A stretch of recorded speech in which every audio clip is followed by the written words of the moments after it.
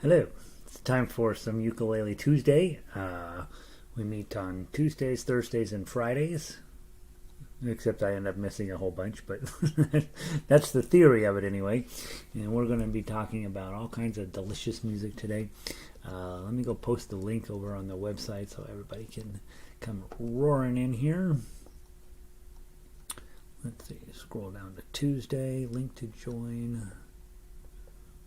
Stick it right there. Delete, hyperlink,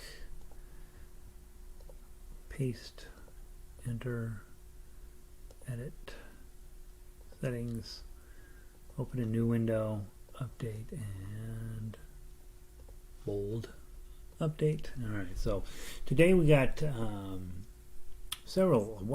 just a little bit of this and a little bit of that today.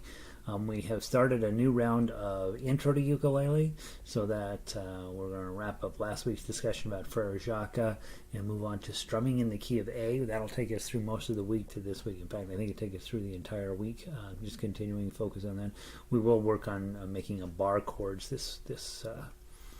later this week. Also today, Molly Malone and Parting Glass from our Irish, or I guess our Celtic series. I think both those are actually Irish. And then we finished an arrangement of Morning Mood by Edvard Grieg, which is hopefully fun to play. It's hard to play. And then, and then that's the plan. This week we'll move on to probably onto another piece of classical music and all of that. We got some people coming into the room, so let me go post over here on Twitter real quick so that they can figure out what we're doing. Let's see, jollyrogerukulele.com. Tuesday, Pickin, Strummin, Weeping, tunes. All right, YouTube, Jolly Roger Ukulele. Let's put the graphic on there. Let's see, ukulele. Your Fanny. Which graphic should we use? Let's put on. Did we do an Irish one? I think we did an Irish one at some point. Let's do that one. What is that? Scotland, Ireland, Wales, and let's do that. It's a fun one. Tweet. All right, so we've tweeted that, and then let's say hello to everybody that's here today. So, Sandy made it in. Afternoon, 65 degrees up in the Yoop. Last night was awesome. How exciting. So, those of you who don't know, we are hosting Monday nights. We host the orchestras. We're doing a joint orchestra project, and we're going to see how it goes. We're having an in-person here in Denver, which was... we're requiring all sorts of health things in order to do it, and I think it went pretty well last night. 65 people in person, and then we had the Ukulele Orchestra of the Milky Way, our online orchestra, join in, and obviously much different experience online than it is in person, and I'm delighted to hear that it was fun, Sandy. And so I realized at the end somebody says, "Hey, can you show the orchestra?" And I totally didn't think about that. So next week I will turn the camera around on them so you can see what the room looks like, and so you can see what kind of orchestra you're in. I can't believe I forgot to do that. And then so that was, I thought I couldn't have wanted it to go any more smoothly than it did last night. It was really quite joyful to see everybody and to see so many of you online as well. And I know online is definitely not ideal, but it's a new adventure for all of us. And this is obviously never going to get what do I got? What did I do here? Maybe one more. Let's see if that solves the problem. There we go. Let's see. Vic is in. Sound is good up in Eugene. And guys, those of you guys that are regular attendees, normally I like to say hi and bye to you. It's one of those things I find very pleasurable in my life, is just to see you guys coming and going from the chat room. But of course, last night I couldn't do that. And so hopefully you're okay with that. I can play 5 instruments with uke orchestra. By the way, Vic is her own one-man band. I don't know. That's not politically correct. One-woman band, one-person band, one-man band, one-person band. That doesn't work, does it? One-man band makes sense. One-person band doesn't. So one woman band, I guess. 5 instruments with you. How fun. That's super. That's a good idea, Vic. I hadn't even thought of that. Michelle in from 65 up in Rockaway Beach. Up from 65 degrees in Pleasant and Rockaway Beach. Michelle is often winning in the weather department. Robin, good to see you. Nancy, welcome man in from Florida, 83 degrees. Perfect. Linda in from Vancouver. A little light rain. Your orchestra was super fun last night. Really had to be mindful of my timing. Yeah, one of the things that happens, guys, when you're playing it solo with me, we adjust the timing and we let it, kind of let it be what it is. But with orchestra, that doesn't happen. 1, 2, 3, 4. 1, 2, 3, 4. And so the good part about that is you just get to be a whole much better musician. The bad part is that you really, really are going to have to let things go, And so when you miss a note and the orchestra doesn't slow down, you just got to keep rolling right along. And so yeah, it's definitely, to my way of thinking, when we are talking about ways of playing music, ensemble is definitely pretty high up on the things that we want to be doing, in the sense that, hey, we really got to learn how to we've really got to learn how to play as a team, and the way you do that is by playing ensemble without stopping. Like a lot of times if the whole ensemble is coming off the rails, I'll stop and we'll restart somewhere. But for the most part, they don't stop. And so and I think that business of, well, I messed that up, just letting it be in the past, that I think is one of the more important things that we can do as musicians, and one of the things we don't really do when we're working solo. When I'm make a mistake here by myself, sitting here and practicing, I stop and fix it. Not supposed to, but I do. And so yeah, it's fascinating, the different things you learn when you are working in that situation, and it's a good reason to do it, frankly. Guys, let's go ahead and play some music this morning. We are working, last week we got started on Frere Jacques and wanting to make sure that everybody is caught up on that and feeling comfy with that. Grab your ukulele version of Frere Jacques. If you were on baritone, Nancy, your A chord looks like that. Okay, on a few of these pages, I actually put the baritone chords, and I probably, when I go back through and redo book 1 and make it more official, I'll probably put them on every one of those, because I don't want you to have to go look them up as a baritone player in the beginning. But after that, I do want you to look them up. Hey, Carol, in from Nathrop. I'm so glad you guys loved orchestra last night. Probably a couple of you hated orchestra and aren't going to admit it, but but I'm so delighted it went smoothly last night, and the Wi-Fi connection held, and those guys played pretty well, and it was just fun and just joyful to see everybody again, and to get a whole bunch of ukulele players doing ukulele at a really high level. Super exciting, I hope, for everybody. Okay, Frere Jacques. I ask you to memorize 3 songs, right? I ask you to memorize this one because you're going to teach somebody else how to play ukulele sooner or later. You can also use this to teach guitar, mandolin, all sorts of other instruments. Second thing, I ask you to memorize My Spaghetti Monster, which we'll be getting to. And the third one, I ask you to memorize the chords for Happy Birthday. Those are the 3 things I want you to memorize in music. The other thing you're probably not going to get away without memorizing it, is the piano keyboard. C, C sharp, D, D sharp, E, and then there's no E sharp. There sort of is an E sharp, but not really. F, F sharp, G, G sharp, A sharp, and B and C.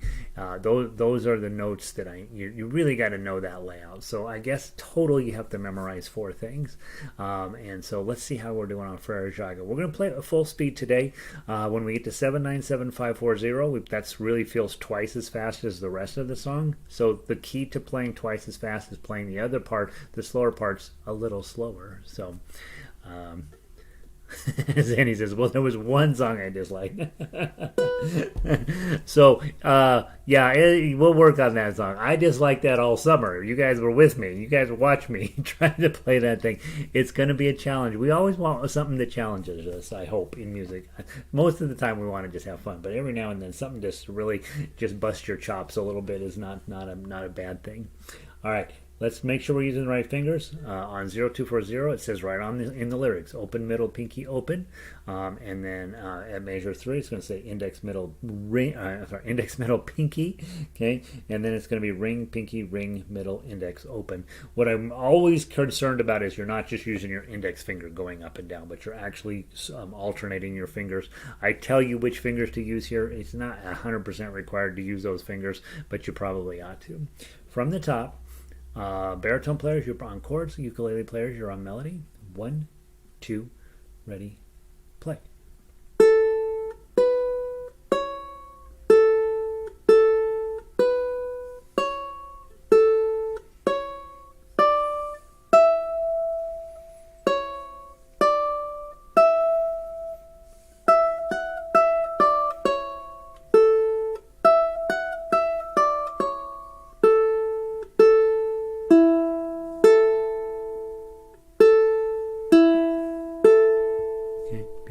Right? Hopefully that went well for you. If you missed some notes or you're not keeping up, just spend a little bit more time on it. The one thing I know with this particular song is index, middle.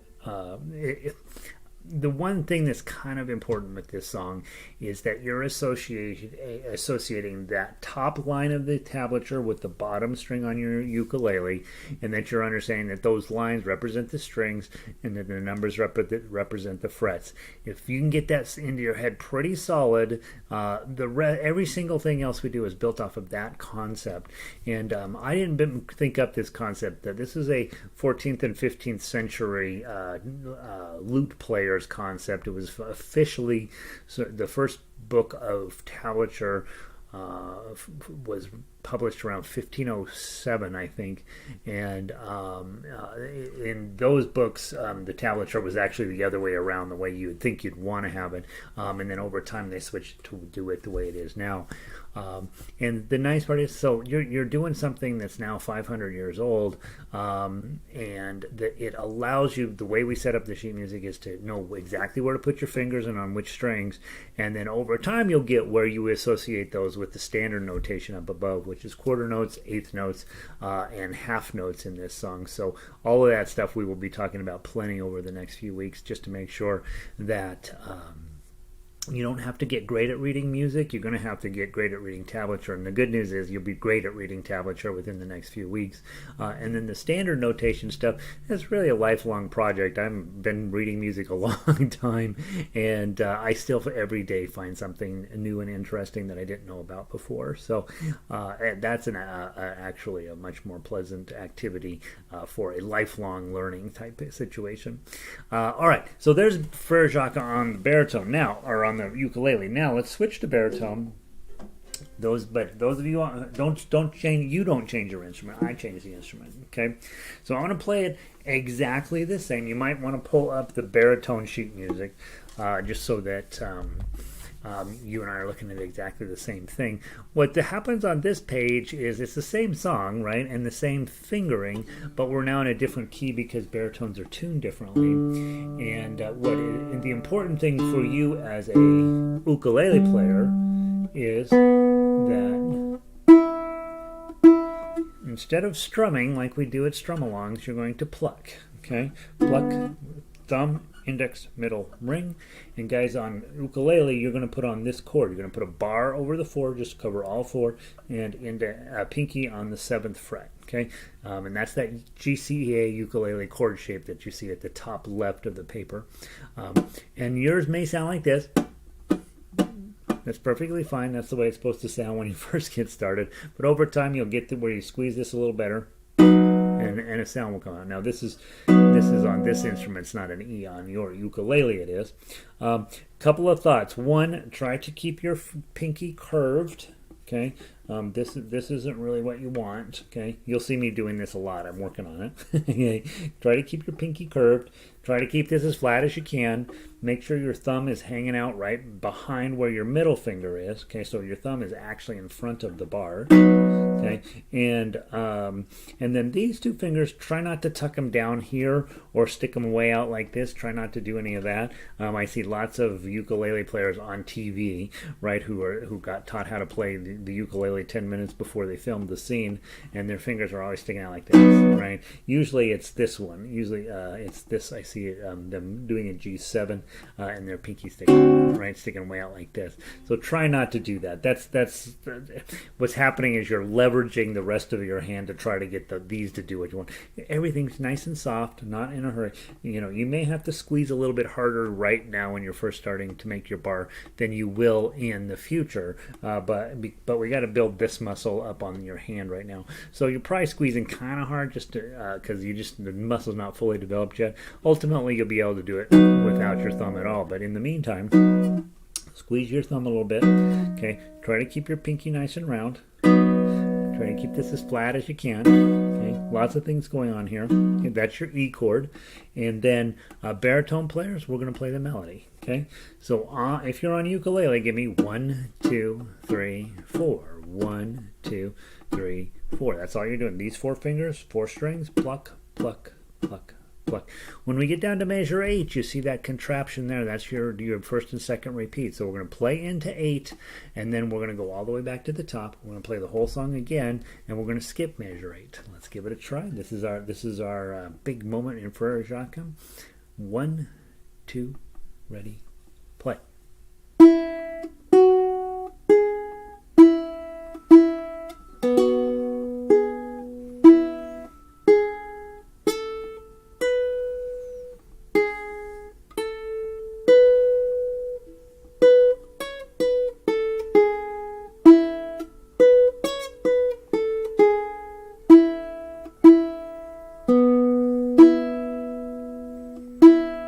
Back to the top.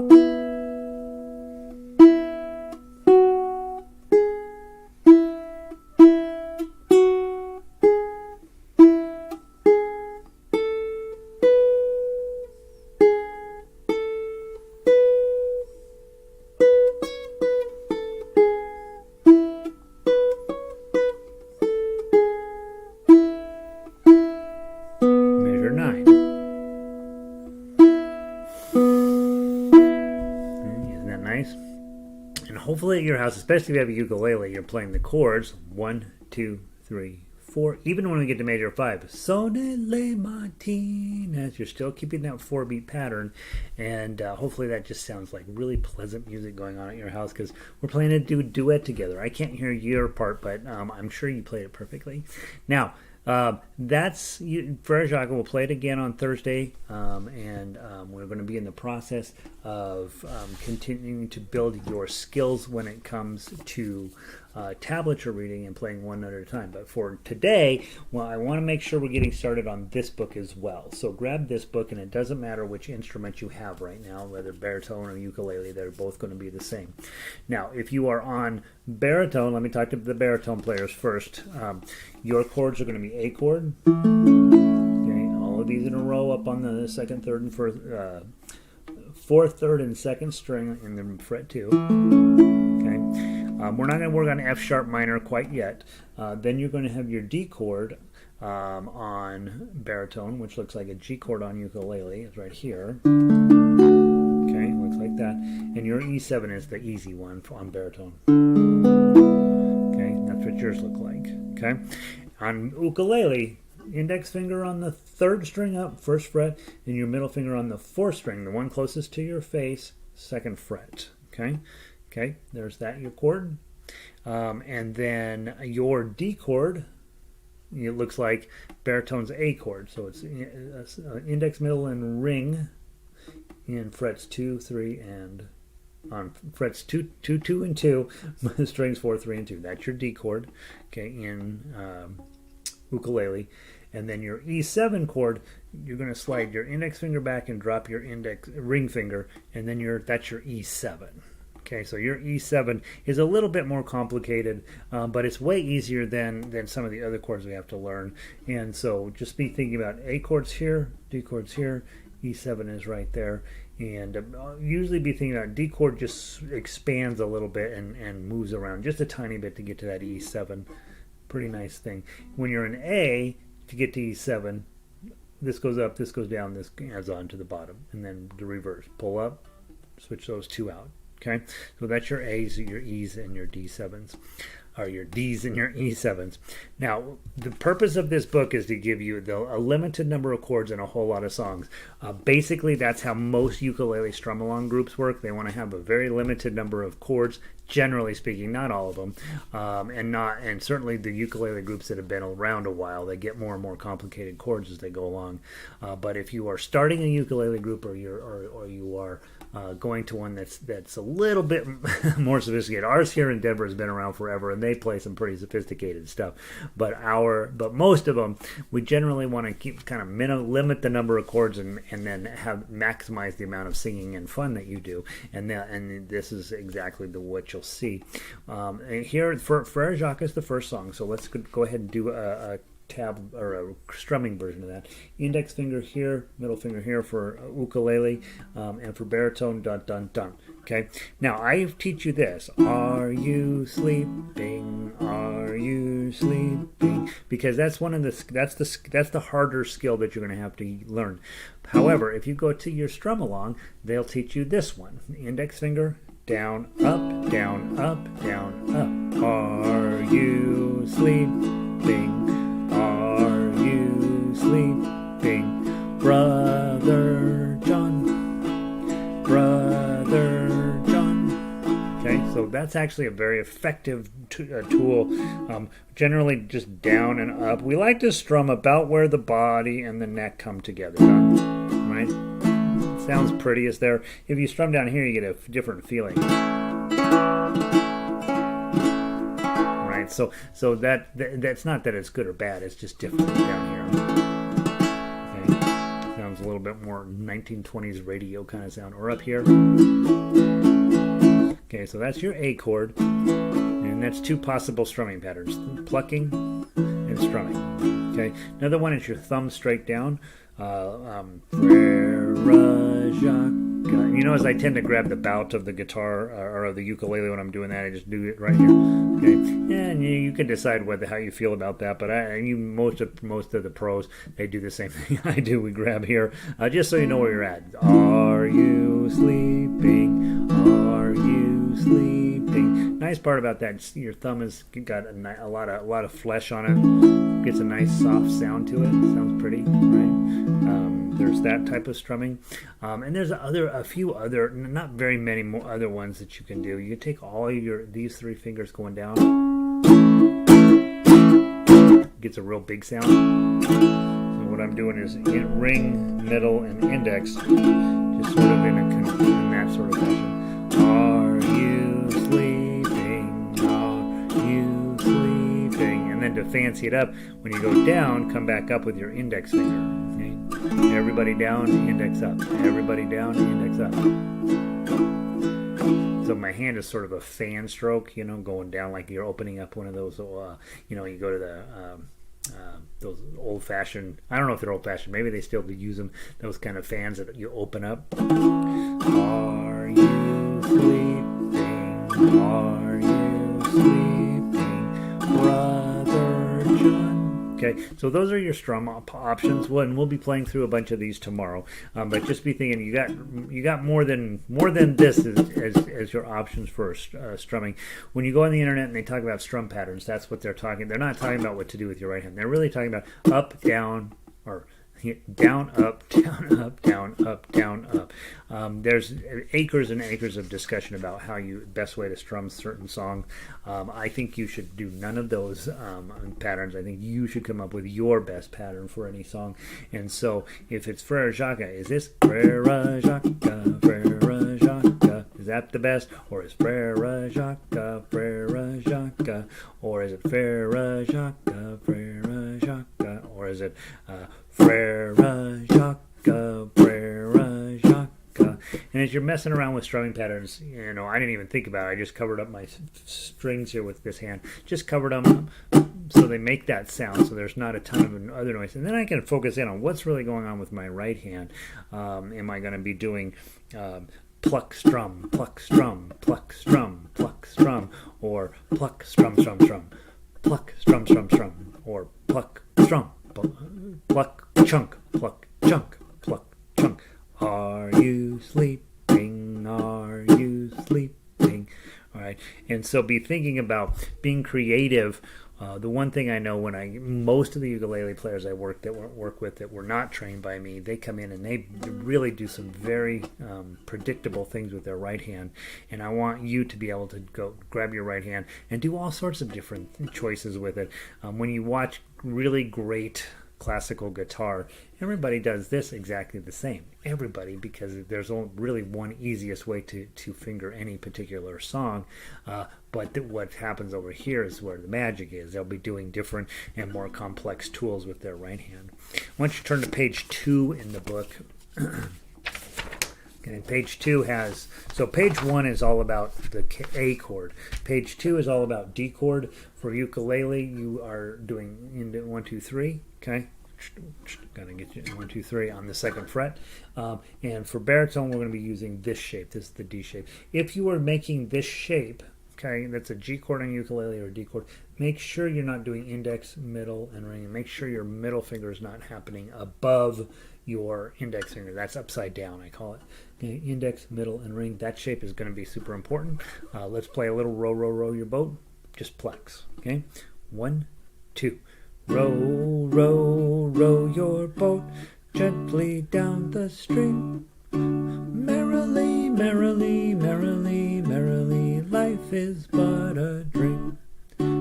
Row, row, row your boat right across the lake. Don't stand up and rock the boat, oh, that's a big mistake. Okay, so I'm plucking and doing a little bit of this with it. Try your index finger. Row, row, row your boat gently down the stream. Merrily, merrily, merrily, merrily, life is but a dream. Okay, or try, let's everybody down and then one up. Everybody down, one up. Everybody down, one up. Row, row, row your boat gently down the stream. Merrily, merrily, merrily, merrily, life is but a dream. And that's kind of fun. That's probably the right way to do it. Aha! There, we found the best way.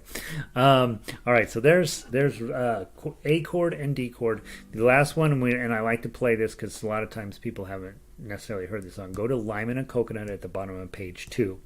Now you're going to put if you're on baritone, your E7 is just this one finger on the 3rd string, and if you're on ukulele, index finger on the 4th string, 1st fret, middle finger, 3rd string, 2nd fret, ring finger, 1st string, 2nd fret. Okay, that's E7 on ukulele, E7 on baritone. Okay, 7th chords always sound awesome, right? What is that? Can't be a sound. Let's sing the whole song together. Notice in here, especially when you're teaching somebody else, and especially if you got a room full of little kids, you teach them when we get to the word doctor, and it's in bold on the paper. Scream doctor, doctor, and they'll do it every time. It's so funny. All right, let's do a 3-beat count in. 1, 2, 3. My brother bought a coconut, he bought it for a dime. My sister had another one and spent it on a lime. You put the lime in the coconut, shake it all up. You put the lime in the coconut, drink it all up. You put the lime in the coconut, then you'll perk on up. Call the doctor, woke him up, and here is what I said. I said, doctor, ain't there nothing I can take? I said, doctor, to relieve this belly ache. I said, doctor, there nothing I can take? You put the lime in the coconut, drink 'em both together. Put the lime in the coconut, then you feel much better. Put the lime in the coconut and call me in the morning.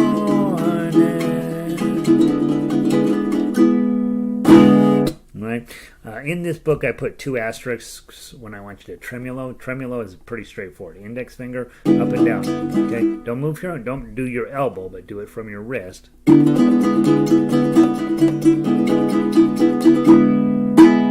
Eddie Van Halen finish, I always call that. You go this, and then bring your hand away. Bring everybody down on it. Careful, you'll hit your knuckles.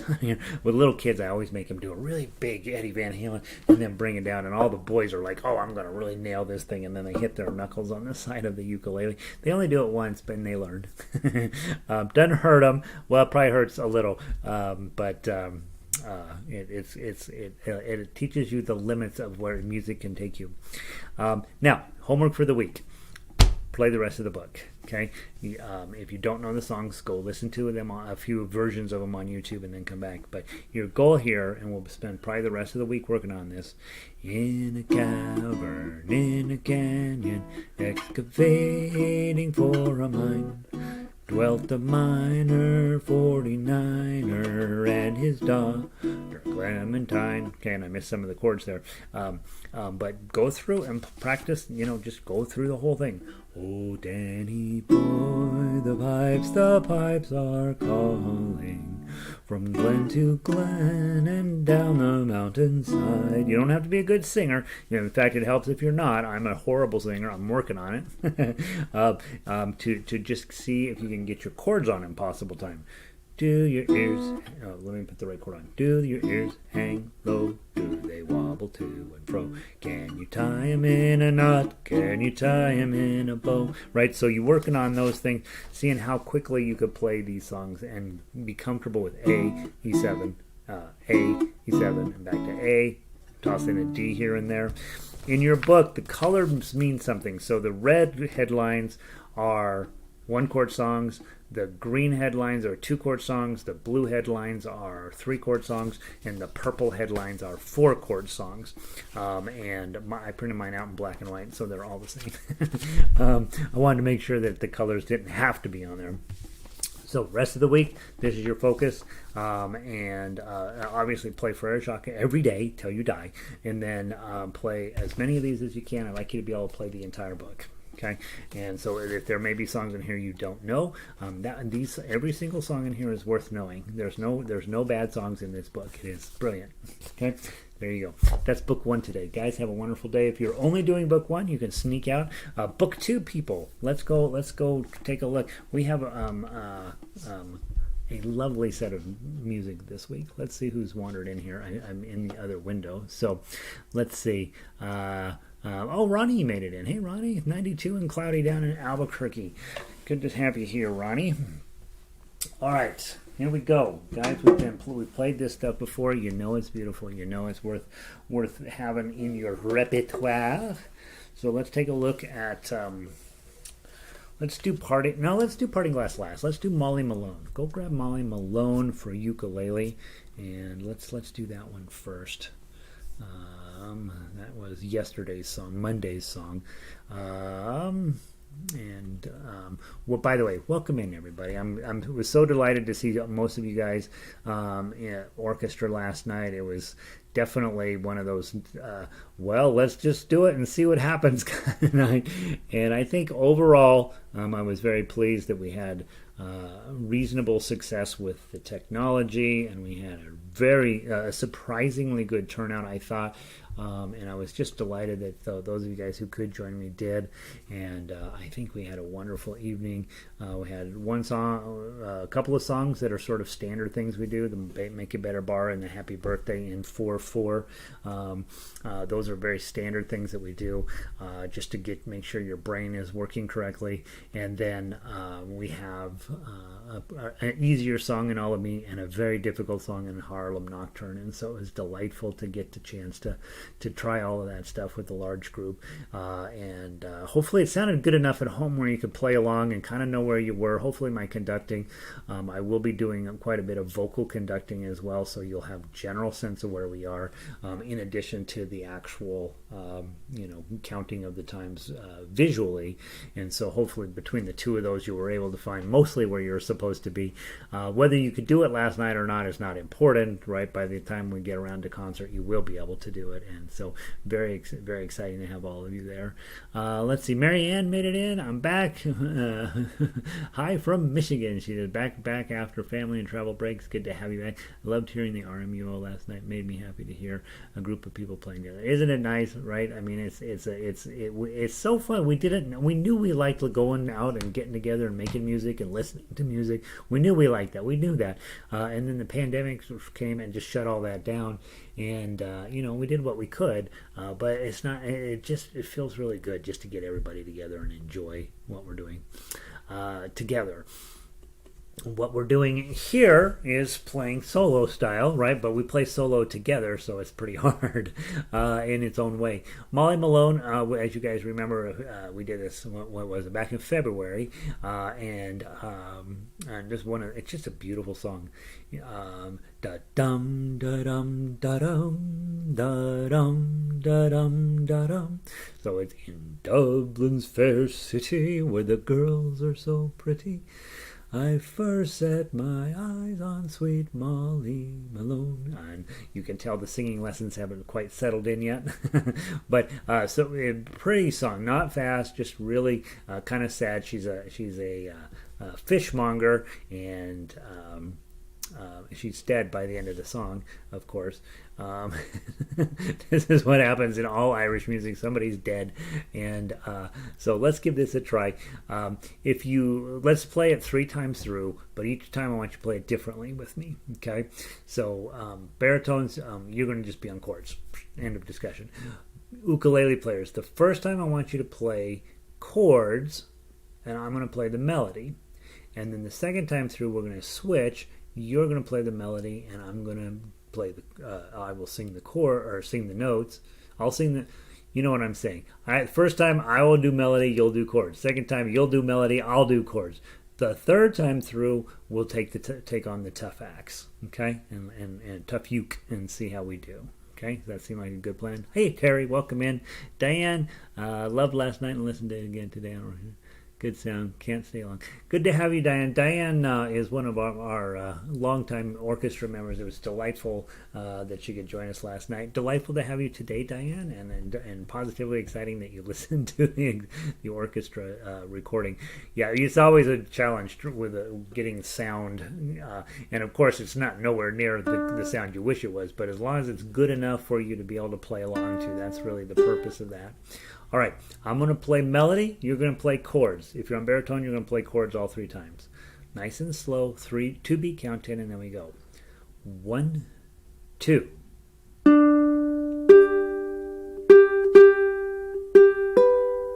Measure 3. Measure 5.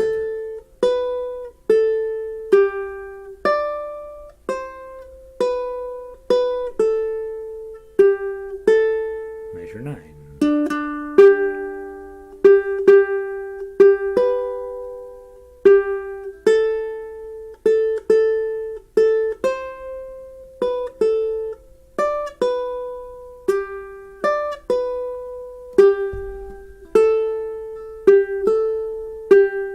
Pick up to 17.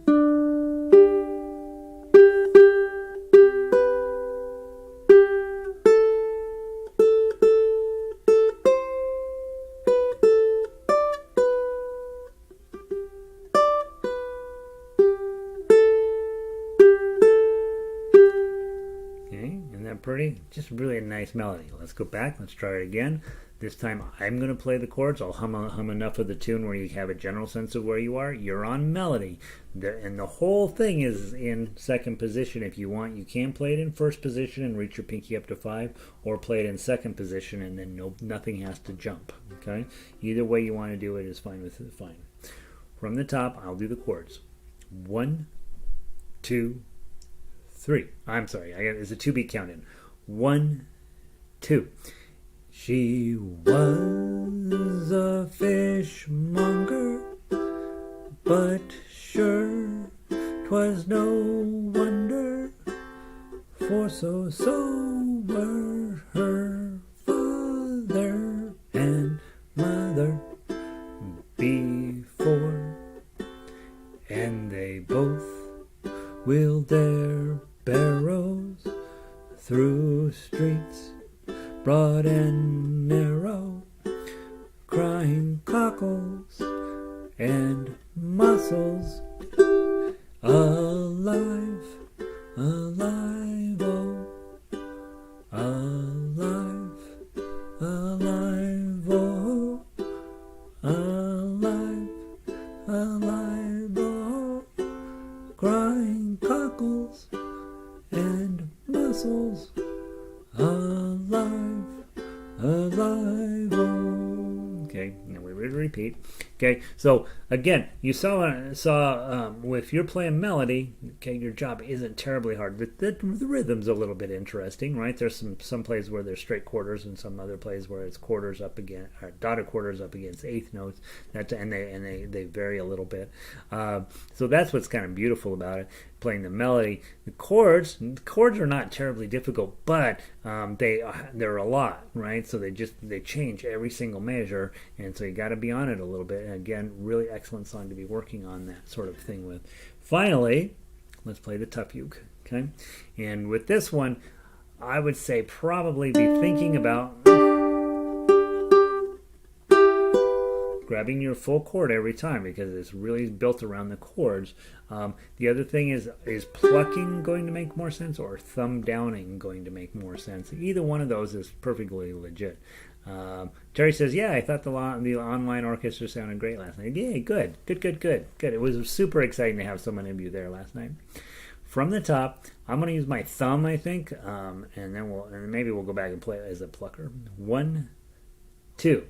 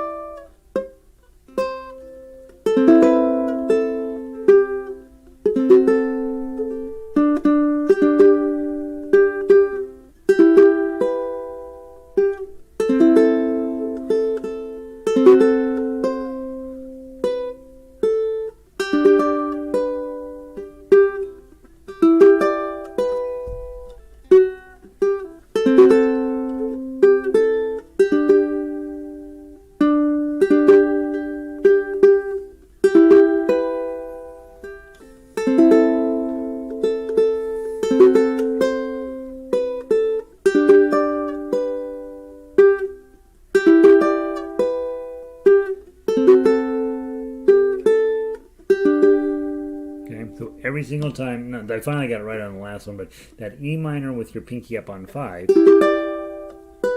is so beautiful. If you can get it, put your E minor on and then put that pinky up on 5. This is really, really a great moment. Let's go back through and play it again. If you played it with your thumb, play it with the claw this time, just to feel the difference. And obviously, if you were playing it as a soloist, you're supposed to play it through 3 times. Surely one of those times you're going to switch it, right? Probably thumb the first time, pluck it the second time, thumb the third time, something like that. Otherwise, it just feels like you're playing the same thing 3 times over, and you want to vary it up a little bit.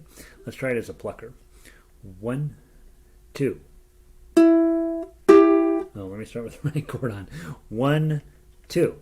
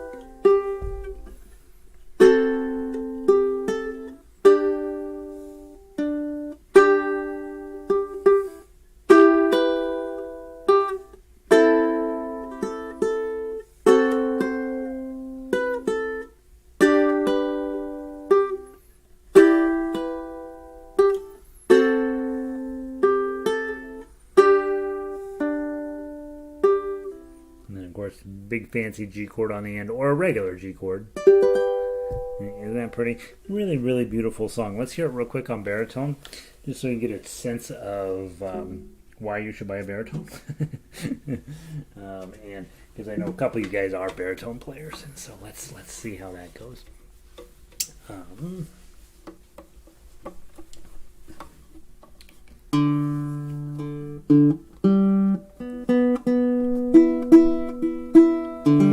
right, here we go. Baritone version. Did I actually? I don't think I. Yes, I did. I must have. Close. Share. All right. Same exact thing, right? Everything's exactly the same. I should put on my foot and keep being like, oh, wow, I got to change a pedal. Change this page. I don't have my pedal hooked up. Here we go. All right. Let's give it a try. From the top, ukulele players, you're on chords. Okay? Baritones, we're going to do it 2 times through. Play it any way you like. 1, 2.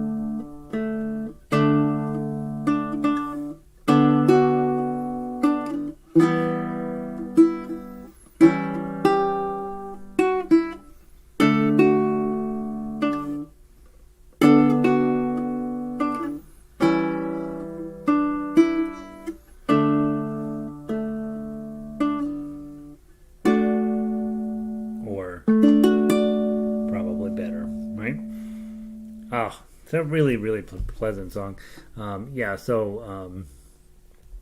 Not uncharacteristically, a lot of Irish songs, at the end you can see crying cockles and mussels, alive, alive, oh, alive, alive, oh, alive, alive, oh, crying cockles and mussels, alive, alive, oh. It's very common in these Celtic tunes to have something, sometimes even just nonsense words repeated over and over, and we will see that when we get to Whiskey in a Jar this week. You're like, what in the heck are they writing about here? And it's you figure you get everybody down at the pub and you're all singing together.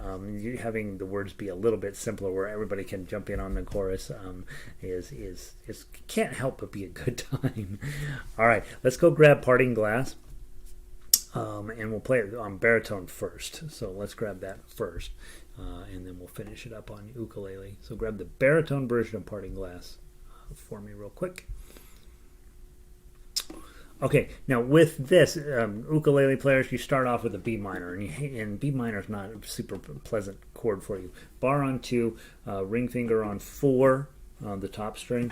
It's your A minor, okay, moved up 2, that becomes a B minor. Okay, that's your B minor shape. G shape, you know. Make sure, and I mentioned this earlier in book one. Make sure you're not doing your G upside down. I think who was it? It might have been Michelle from Rockaway Beach who was like, "Oh gosh, I've been doing it when she first started. I've been doing that's how I do my E chord," and I had to talk her into doing it this way. And it's not uncommon. Lots and lots of people do this. If you ever see ukulele players doing it this way, you got to sit them down and have a conversation with them. Right? It's got to be index finger on top, middle finger, and ring finger out front. Because of all the other stuff you have to do. And so, yeah, you can get away with playing it this way, but it's going to make it now. Guess what? You got to do all this extra work to get to the next chord. So there's your G chord there. D chord on ukulele is your up and down, and A chord is there. Okay, right? I think that's all the chords. It's not a petite. Oh, there's an E minor in here. We just did E minor. So not a super complex, a little more complex chord wise.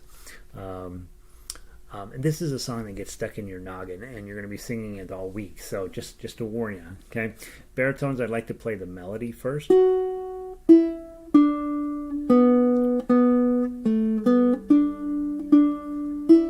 so baritones, if you will play melody, let the ukulele players handle the chords, and we'll go nice and slow. Then we'll go back and play a tough uke a couple times.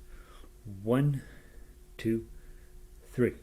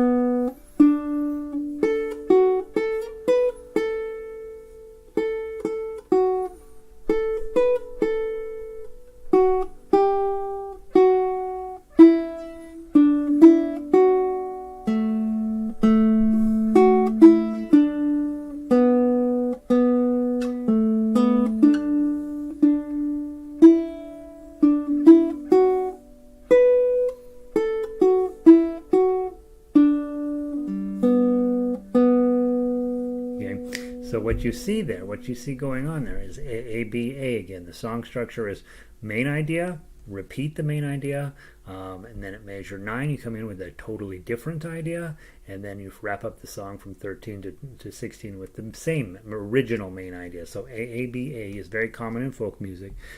See it a ton in Tin Pan Alley tunes, and it always works, right? Sing the song, sing it again, sing something different, and then sing it again. And then in modern times, we took that idea and just completely blew it up and been like, well, let's get rid of the B section and just have the same thing over and over and over. All right, now let's take a look at the tough uke.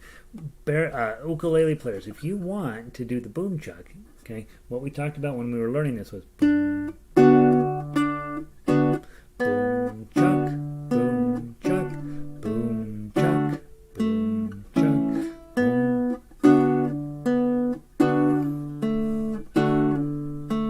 boom. Okay, so it's boom chuck, boom chuck, boom chuck, boom chuck. It gives you a raggedy feeling that your heavier beat is on beat 2. Of all the money that I ever had, I spent it in good company. That gets you that ragged feeling of chuck, boom chuck, boom chuck. And it's really supposed to be boom chuck, right? And gives you a little bit different flavor. So if you're on ukulele and you want to give it a try, hold whatever chord it is. If it's B minor, hit the third string, and then a G chord, D chord, A chord,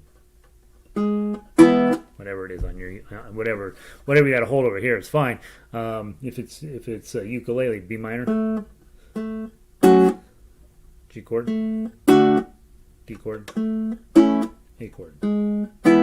Okay, and the idea is index pluck, index chunk, or thumb down on one string and then a bigger strum with all the other strings. Kind of a fun thing to try.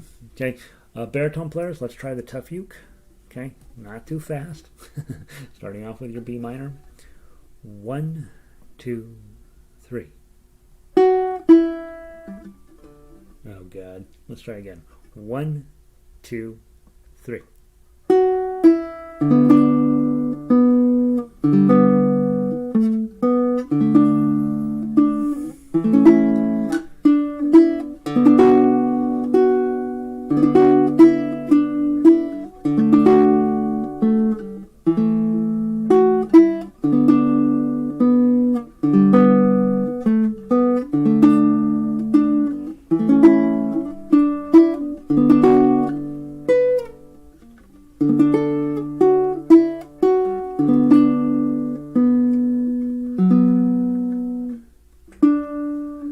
G chord.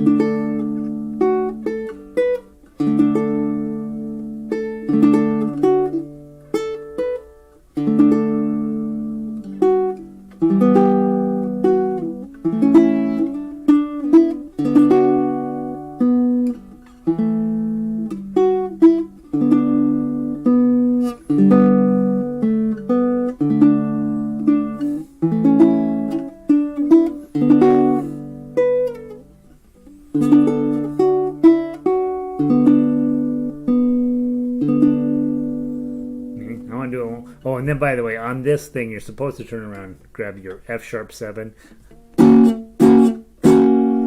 bum bum bum, and then let's go back to the top one more time through. I'm gonna pluck it this time. Let me give you the bump bump bump, and then we'll go bum bum bum go.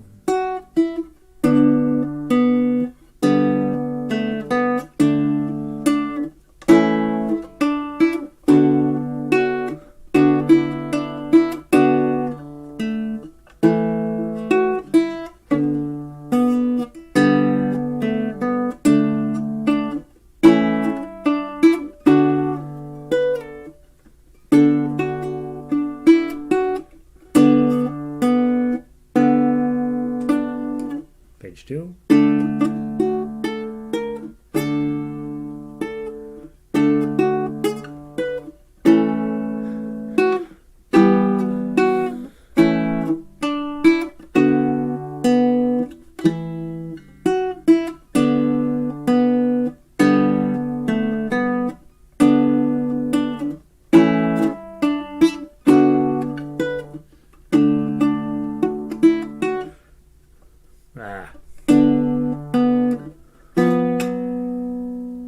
Supposed to finish it with 7-7-7-9.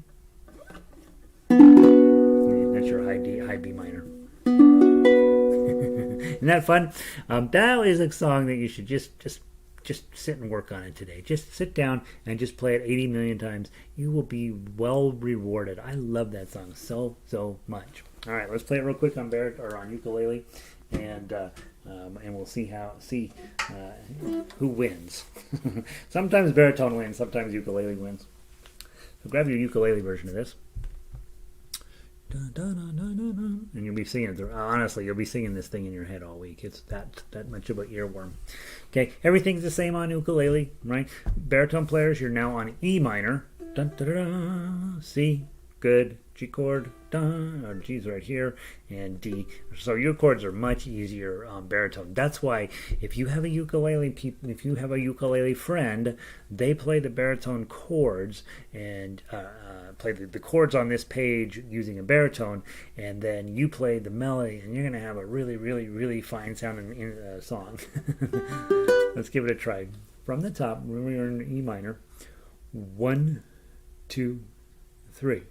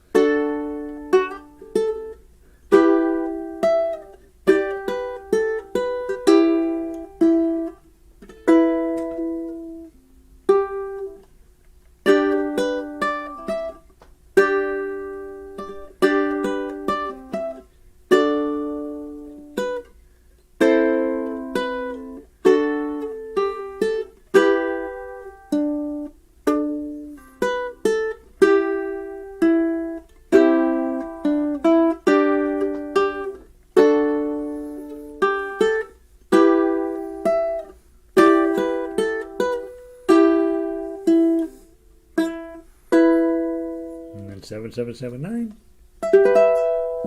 Okay. On that one, probably get to that sooner rather than later. Isn't that beautiful? That's a really fun song. Just play that until you can do it by memory, and then don't do anything else. Right? Just quit ukulele after that. That's lovely. All right, there's book 2, guys. Hope you had fun. I love playing the Irish music. I love everything. I love everything we're doing. Goodness sakes. All right, let's go grab book 3. Let's see how your arrangements came out. And we are working on Morning Mood. Grab the ukulele version of it. Let's go through, talk about it, make sure everything made sense and that things are coming along for you on that one. As we talked about previously, hey Rita, welcome in. 84 up in Illinois. Sounds good. I forgot to mention, here in Denver, it's lovely. The smoke mostly blew out. It's still here a little bit, but not terrible. And I don't know what temperature it is outside. It's probably on the warm-ish side, but not terrible, right? So we'll take. So it's the end of summer kind of feeling to it. All right, now I've got my thing messed up again. There we go. I try to put it down exactly the same way every time, and still it ends up a mess. Now, remember we talked on classical that with this song in particular, whatever speed that you can play,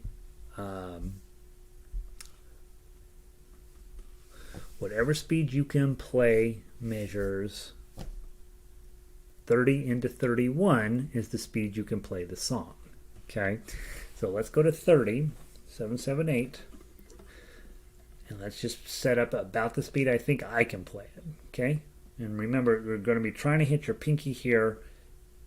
When you get to 31, you want your pinky to land here, because you're going to need these fingers to make the rest of the chord.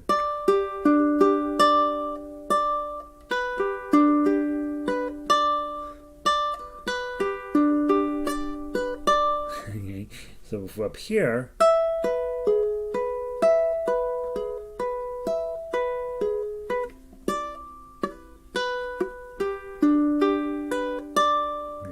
probably not much faster than that. Ba.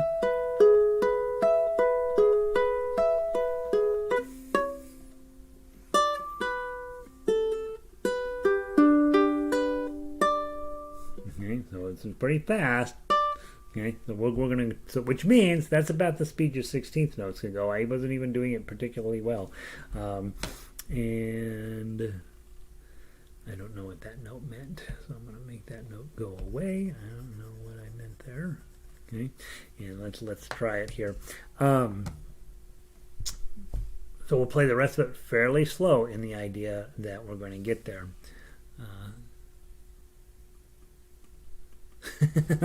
This goodness proves to me I need to practice these book 2 tunes. You know what happens, guys? I just keep throwing sheet music at you. Throw it at you, throw it at you, throw it at you, throw it at you, throw it at you, throw it at you, throw it at you. And you never have time to practice anything, right? We're always doing the next thing. So do give yourself the permission to be like, yeah, I'm just going to work on what I already have in front of me. You know, that's perfectly fine. And I will always tell people, find the songs that you, when you're working on, are a little bit challenging, but you'd really enjoy as well. And then tell yourself, I'm going to play these for the next 2 years, right? I don't know how many years I've been playing Moon River, but in the beginning I couldn't play it either, right? But I just played it every day for a long time. And then after about, I don't know, 6 months or something, finally I knew it was memorized. But still, even after you're memorized, there's still plenty of growth in every song in terms of getting the note, getting the tones, and getting the pacing, and getting everything just the way you want it. And I think those Irish tunes, they're not easy by any stretch of the imagination, but they are beautiful and they are worth it. And so if one of them strikes your fancy, just put it in your book. You know how you have your book set up, everything's alphabetical. Take the one you love and put it up in front, and just use that as your daily warm-up. I mean, do your Make a Better bar, maybe play an arpeggio, and then play the song that you want to own, the song that you want to be yours forever, and just play it every day, just every day. At some point you'll have the thing memorized, and then once it's memorized, then you can really, forget pulling the paper up and really just focus in on finger placement? Are you making the best possible decisions with your right hand? Does your ukulele, are you playing at a level where that your $75 ukulele will support you if you're a $100 player, right? If you're a $500 player, is your $300 instrument supporting you properly? Is it time to upgrade? If you bought a $10,000 ukulele and you're a $50 player, maybe you need to practice more to be worthy of that instrument, right? I have one guitar I don't play because I'm not worthy of it, right? In terms of practicing and those songs, those book two songs, I picked those out of all the book songs we've done over the last year and a half. I picked just the ones that I fell in love with, and that whole Irish section, the whole Mexican section, the whole Tin Pan Alley section. I just love every bit of those, and so it's worth, I think, spending a little bit of time on them once in a while. Just as don't need to work on all of them, but work on one or two of them. All right, Morning Boot, not fast. Baritone players, make us sound good. Maybe a 6-finger arpeggio. If you think about it, you're on baritone, you're playing a C chord. Da da da. 1, 2, 3, 4, 5, 6. Thumb, index, middle, ring, middle, index. Okay. And with classical music, we want to try to get the pacing to be very consistent. That's one of the things. That's a hallmark of classical music, is they're not super creative, generally speaking, with the meter and with the tempo, right?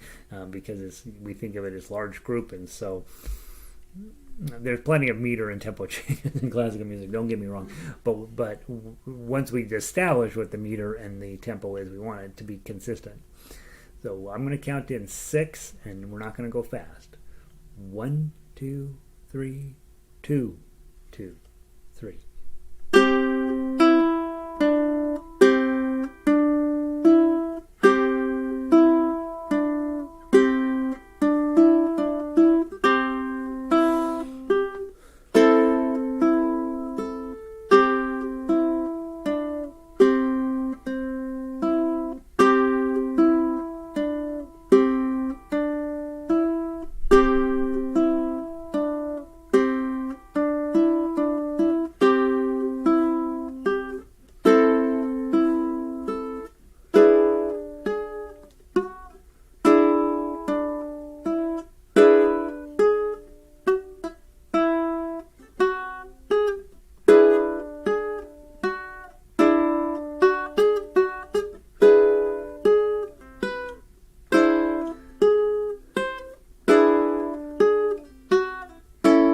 Whoops.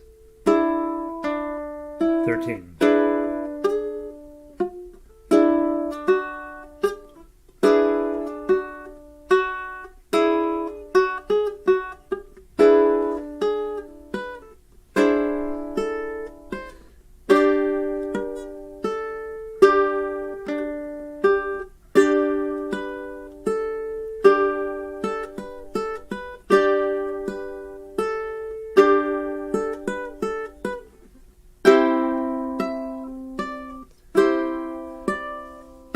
Page 2.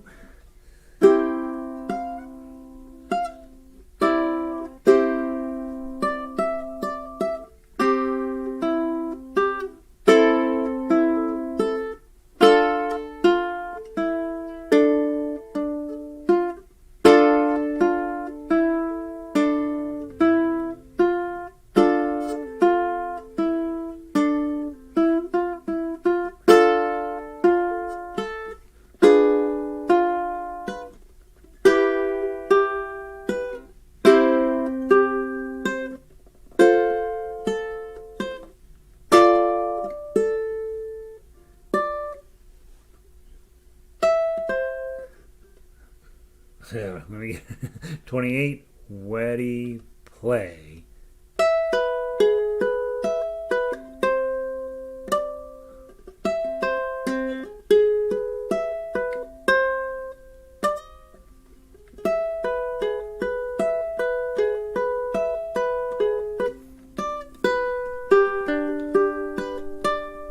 And 32.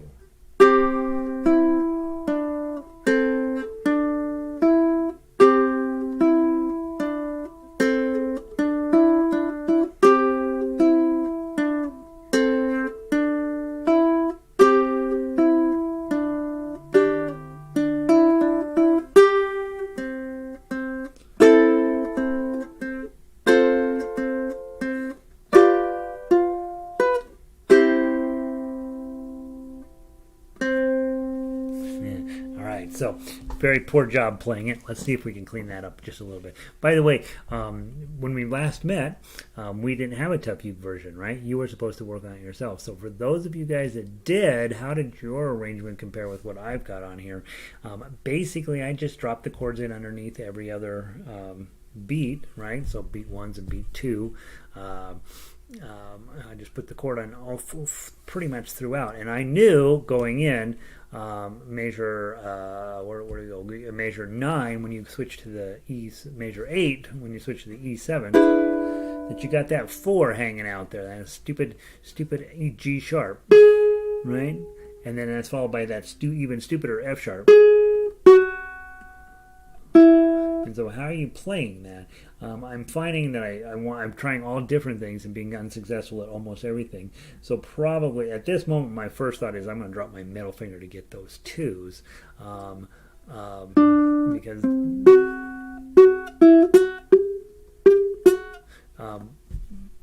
but I haven't quite figured out the solution to that yet. And then obviously when you get over to measure 28, boy, you got your work cut out for there too. 7, 7, 8, 7, 7, 7. All right, and I really would rather you have you play 7, 7, 8, 7, 7, 7, 8, 10, 8, 10. So the 8's a little bit longer, and then the 10's quite a bit longer. That's what I'm hoping to get to, right? And then, of course, once you get to 30, 31, we talked about, obviously, you're in this shape, and then, right? So you got to hit that 5 on your way down, and then keep it available to put it back on. And it's time. Like you emphasized beats 1 and 4 with the chord. What's fascinating about the piece is mostly there's one chord per measure, right?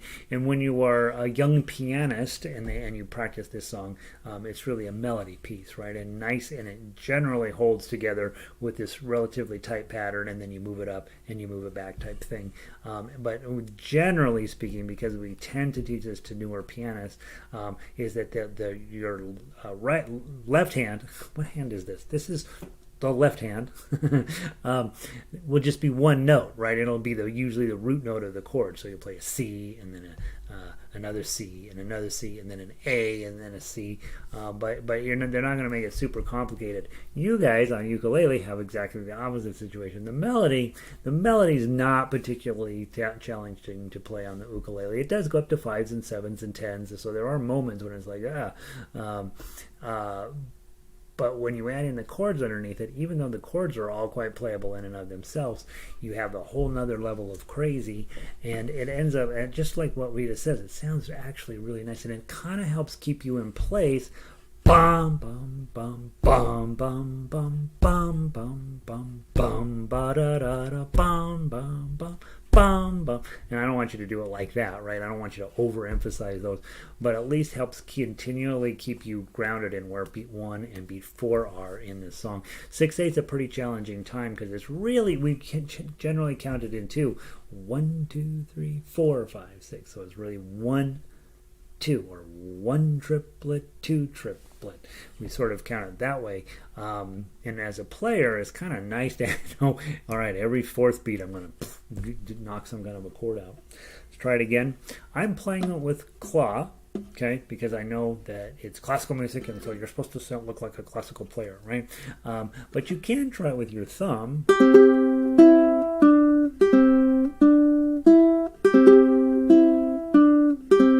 That'll probably work fine up until you get to the 16th notes, and then your thumb is usually not fast enough, so that might be a time to bring in 2 fingers. Okay, so be thinking about it. Try it both ways. There's not a right or wrong answer necessarily, but generally, as we've talked about with classical music, you want to keep your timing clean, which I did a pretty iffy job on that. And in order to keep your timing clean, you got to get the fast notes fast and in proper tempo. And so probably you're always going to be able to pluck notes faster when you've got all 4 fingers ready to go, but it's not necessarily always prettier, right? And And so ideally you're working toward getting your plucking fingers to be as pretty as your thumb. The day that happens with me, I'll let you know. Here we go. I'm going to count in 6. I think I sped up a little bit. That's why I was running into additional problems. So I'm going to try not to do that. 1, 2, 3, 4, 5, 6.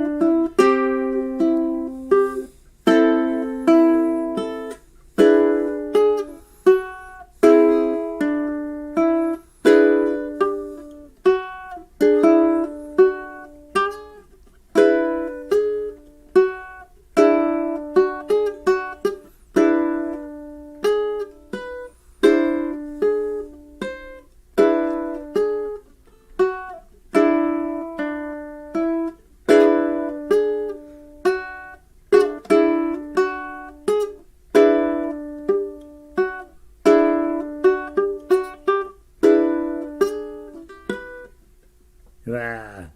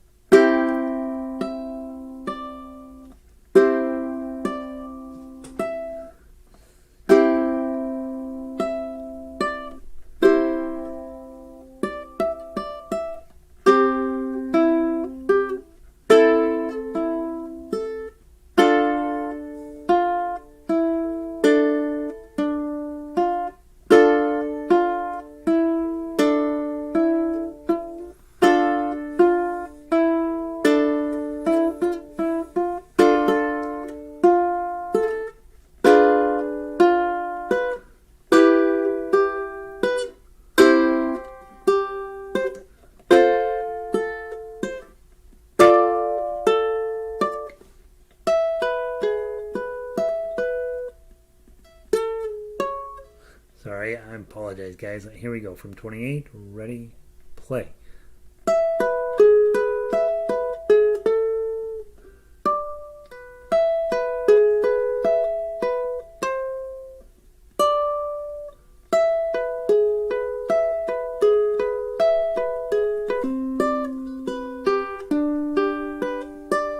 And you might have fermata that there, and then go.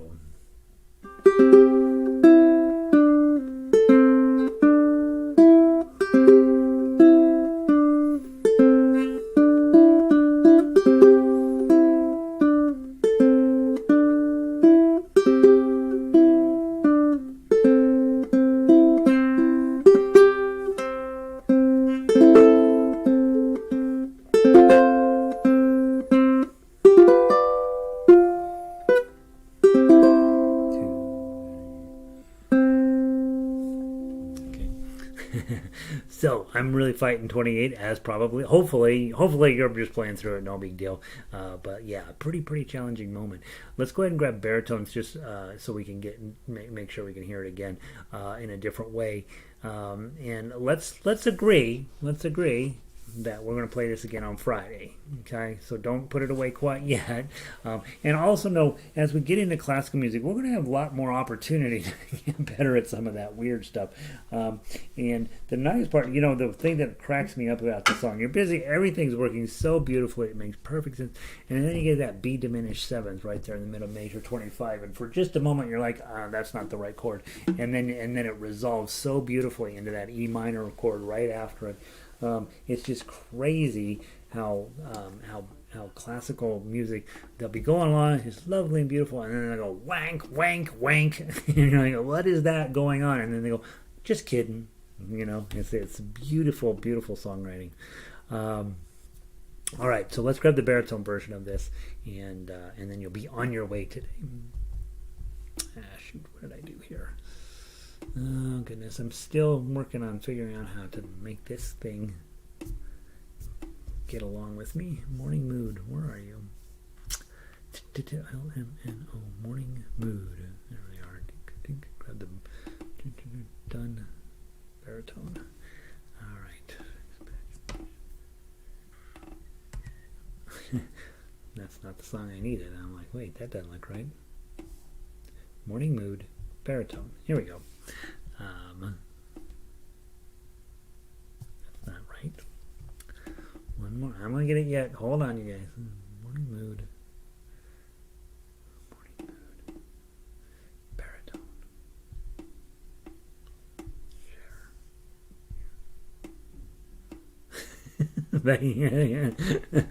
Share. Lynn has decided that it's probably time to just pick up the bagpipes. This is just not going to happen. No, you're not banging your head against your desk. Here's what you're doing. You're playing measures 1 through 7 perfectly, right? Measures 1 through 7, no problem. Oh, and right? You guys know how classical music works. It sort of lures you in, like Bach will do that to you. Here's a lovely intro, and then all of a sudden it's just filled with crazy, and you're like, I don't know how in the heck did this happen. This was a lovely song until I sat down to try to play it, right? So let this opening section be your guide. I know you can play measures 1 through 7. I know it. You can play with your thumb, you can play with your claw, you can play it with your toes probably. I mean, 1 through 7, no problem. Put a little, you see me, right? I'm fighting 8 through all that E7 section, all the way 8 through 15, just eat my lunch. Then I'm not too bad as long as I can hit the right fret, and then and 22 through 27, not terrible, and then 28 through 31 is like, well, I'm going to be spending a little bit of time working on that section. Oh, Vic says no, don't hitting your head doesn't do a bit of good. All right.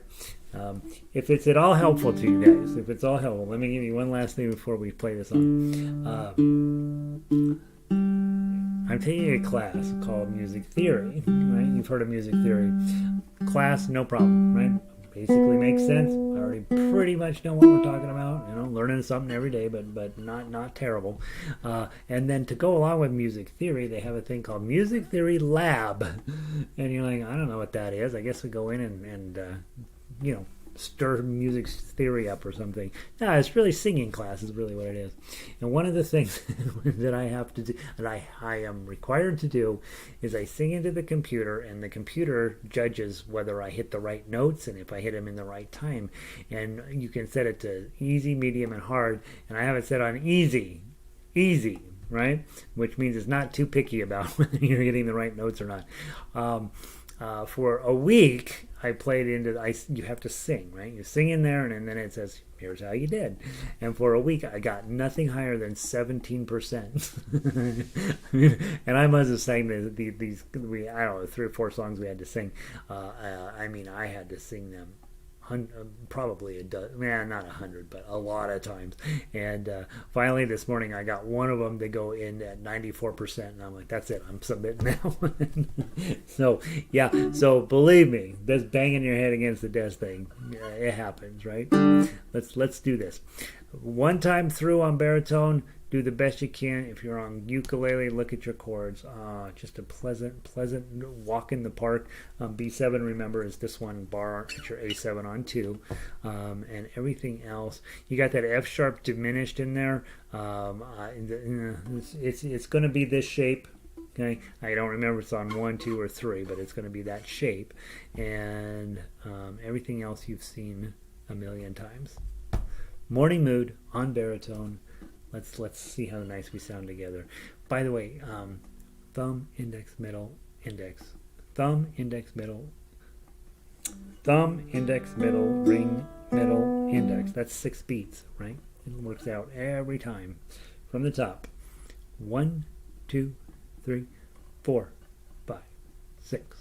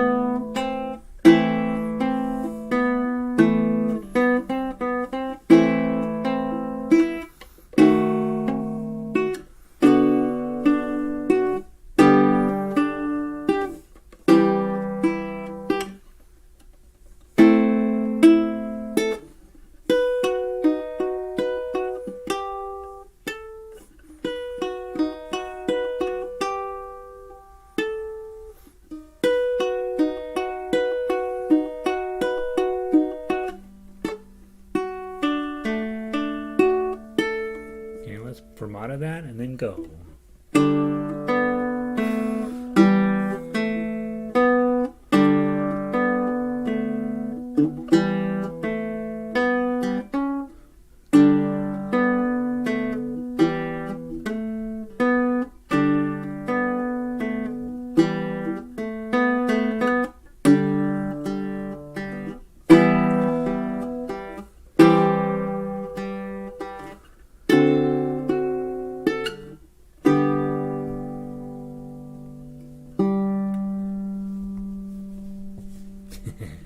By the way, measure 37, it says 0575, and then it says 1 2. That's just a goof up on the tab. Excuse me. It should be 0575, play the chord, but then play 5 on the third string and 7 on the second string. That's just a copy paste goof up there. Isn't that a fun song? All right, I'm not positive which song I will have for you tomorrow. I'll be working on. I'm thinking it's going to be Blue Danube. I have. I'll tell you my secrets. This book, I had it in my piano bench. I have all these books that I acquired over the years, and this one's called Classic Themes by the Masters. And here is. Page. This is how sophisticated I think. I opened the book up. First song was Morning Mood, and I said, "Oh, I like that song," and I went through and put it together for you. The next song is Ode to Joy. We already did that song. So what's next up? On the Wings of Song. I've never heard of that song. It's by Mendelssohn. Probably have heard it. There's an aria by Mozart that I haven't heard of. The March Militaire. I usually skip past March Militaires because it seems very, very, very scary. Lullabies on there, okay? And then Blue Danube by Strauss is here. So I'm probably going to grab this one and see about putting that one together for us. And so just know Classic Themes by the Masters, published in 19. I don't know. It doesn't say 1978. We'll probably be using it. We'll probably be stealing some of the songs out there and making them fancy for ukulele. Hope you guys have a wonderful day. I'm going to pull the plug. Thanks for being here. Thanks for coming last night. If you didn't come last night, come next Monday night. It's super fun and super hard and super. It's just super. And I will see all y'all on Thursday. I will drop something in the channel for tomorrow for you to work on your own. And then on Friday, remember, we'll play Morning Mood again, and then whatever else I get into on Thursday. So that's all I know. I hope you guys are having a great life and a great day and a great musical experience. And we're going to just keep going until everybody is headlining. Those are the first person with their name on a marquee. I will come to you or come to your concert. How about that? Let's see. Nice. Good to see you, Michelle. Amy, let's see. The music theory class sounds like a layer of hell. I had to take a singing test today. It was lasted exactly a minute and a half, and I was probably, for the 90 seconds I was in there, 89 of them were just pure misery. I think I got the first note right, and that's about it. Let's see, Lynn. That's okay. I think I have more work to do with. Moody Morning. Yeah, you're fine. You guys are good. I really like this combined format as it makes me review earlier songs. Yeah, right? And gives us a chance to play some of our old favorites. Vic, see you tonight. We have guitar tonight, guys. Come play guitar with us. Linda, good to see you. Thanks for being here. Nancy, you're welcome. And Robin, good to see you. Have a wonderful day. You guys, peace.